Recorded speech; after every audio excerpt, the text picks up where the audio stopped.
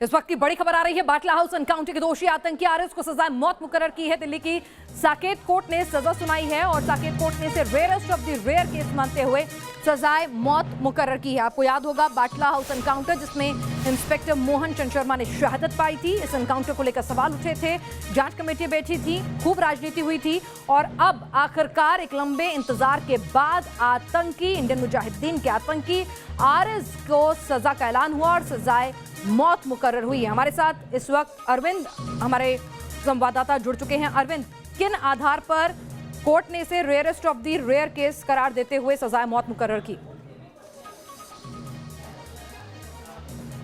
देखिए, बहुत छोटा आदेश पड़ा है। एडिशनल सेशन जज संदीप यादव का यह फैसला था। उन्होंने ये कहा कि इस मामले में अदालत पहले ही इस निष्कर्ष पर पहुंच चुकी है कि पुलिस की तरफ से जो सबूत पेश किए गए हैं, जो तथ्य पेश किए गए हैं, उसके आधार पर आरिज खान 302 यानी इंस्पेक्टर मोहनचंद शर्मा की हत्या का दोषी है।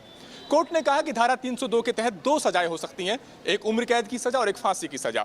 सुप्रीम कोर्ट का पुराना फैसला कहता है कि अगर रेयरेस्ट ऑफ रेयर केस हो तभी फांसी की सजा किसी दोषी को दी जा सकती है। कोर्ट ने कहा कि इस मामले में तो जो तथ्य हैं उनके आधार पर ये कोर्ट इस निष्कर्ष पर पहुंचा है कि ये रेयरेस्ट ऑफ रेयर केस की कैटेगरी में आता है, लिहाजा इस मामले में आरिज खान को फांसी की सजा मुकर्रर होती है। दूसरी बात यह कि कोर्ट ने कहा कि इस मामले में जो इंस्पेक्टर मोहनचंद शर्मा थे, जो शहीद हुए थे, उनके परिजनों को 10 लाख का मुआवजा दिया जाएगा। कोर्ट ने यह भी कहा कि दिल्ली लीगल सर्विस अथॉरिटी को निर्देश कोर्ट देता है कि कोर्ट को यह लगता है कि 10 लाख का मुआवजा पर्याप्त नहीं है, लिहाजा वो अलग से मुआवजे का भी बंदोबस्त करे। और इसके अलावा कुल 11 लाख का जुर्माना लगा है आरिज खान पर, जिसमें से 10 लाख मोहनचंद शर्मा के परिजनों को दिया जाएगा।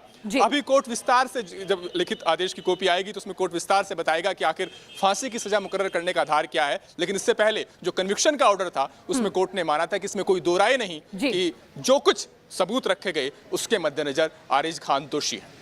तो उसके जघन्य कृत्य के लिए आखिर सजाए मौत जो है वो मुकर्रर हुई है साकेत कोर्ट से।